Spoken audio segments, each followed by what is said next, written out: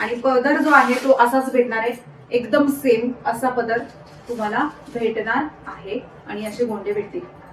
Uncommon colour आहे, uncommon sari आहे.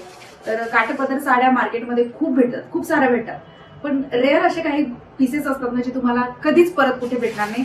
असंच यातही काही आहे. त्याच्यातले सगळे कलर्स इतके ब्युटिफुल आहेत आणि मेन तर फॅब्रिक बद्दल मी तुम्हाला काय बोलू, कॉम्बिनेशन तुम्ही बघा, कलर कॉम्बिनेशन अशा प्रकारचा पदर येतो. तो पदर किती चमकतोय, किती जास्त चमकतोय हा पदर.